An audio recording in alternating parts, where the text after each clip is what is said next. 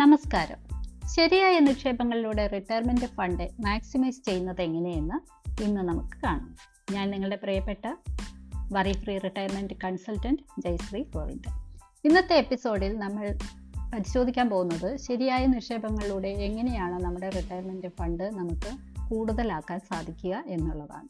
ആരോഗ്യകരമായ റിട്ടയർമെന്റ് അനുഭവിക്കാൻ ശരിയായ നിക്ഷേപങ്ങളിലൂടെ നിങ്ങളുടെ റിട്ടയർമെന്റ് ഫണ്ട് ഏറ്റവും കൂടുതൽ വളർത്തേണ്ടത് അനിവാര്യമാണ്. റിട്ടയർമെന്റ് ഫണ്ട് ഏറ്റവും കൂടുതൽ വളർത്തുന്നതിനുള്ള തന്ത്രങ്ങൾ എന്തൊക്കെയാണെന്ന് നമുക്കൊന്ന് നോക്കാം.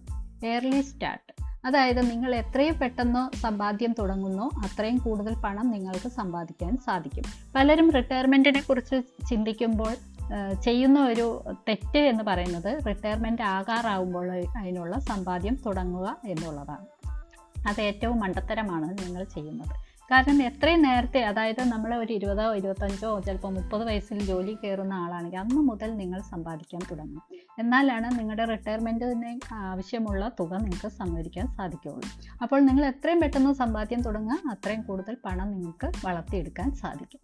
നിക്ഷേപം വിവിധ തരത്തിലുള്ളതാക്കണം. വിവിധ സ്കീമുകളിലേക്ക് നിക്ഷേപം നടത്തി, ഏതെങ്കിലും ഒരു ഇതിൽ മാത്രം ചെയ്യാതെ പല സ്കീമുകളിലേക്കും നിങ്ങൾ ഇൻവെസ്റ്റ് ചെയ്യാൻ ശ്രദ്ധിക്കണം. അതിൽ ഏറ്റവും മഹത്തരമായ കാര്യമാണ് ഇൻഷുറൻസ് പ്ലാനുകൾ എടുക്കുക എന്നുള്ളത്, പെൻഷൻ സ്കീമുകൾ എടുക്കുക, അതുപോലെ സ്റ്റോക്ക്, ബോണ്ട്, മ്യൂച്വൽ ഫണ്ട് എന്നിവയിലേക്ക് നമുക്ക് ചെറിയ ചെറിയ എമൗണ്ടുകൾ ഇൻവെസ്റ്റ് ചെയ്യുകയും സാധ്യമാണ്.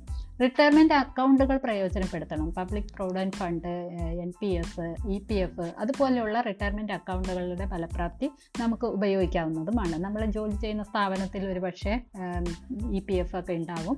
അപ്പോൾ അങ്ങനെയാണെങ്കിൽ അത്തരം സ്കീമുകളിലേക്ക് നമ്മൾ ജോയിൻ ചെയ്യുക. അപ്പോൾ ചെറിയൊരു എമൗണ്ട് നമുക്ക് അവിടെയും വളർത്തിയെടുക്കാൻ സാധിക്കും.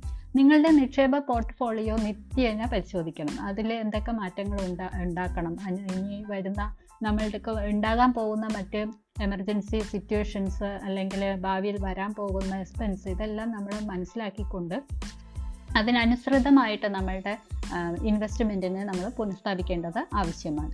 ഈ കാര്യങ്ങൾ പിന്തുടർന്നാൽ നിങ്ങളുടെ റിട്ടയർമെൻറ്റ് സേവിങ്സ് സ്ഥിരതയുള്ള വളർച്ച ഉറപ്പാക്കാനായിട്ട് സാധിക്കും. ഒരു സുരക്ഷിതവും ആനന്ദകരവുമായ വിരമിക്കലിന് വഴിയൊരുക്കുകയും ചെയ്യും. നിങ്ങളുടെ റിട്ടയർമെൻറ്റ് സേവിങ്സ് സ്റ്റാർട്ട് ചെയ്യാനും സുരക്ഷിതമായ അനുയോജ്യമായ പ്ലാനുകൾ തിരഞ്ഞെടുക്കാനും ഞങ്ങളുടെ സഹായം തേടാവുന്നതാണ്. ഞങ്ങളിവിടെ എപ്പോഴും നിങ്ങൾക്ക് വേണ്ടി റെഡിയായിരിക്കുന്നു. അടുത്ത എപ്പിസോഡിൽ കാണും വരെ be happy, take care, bye bye.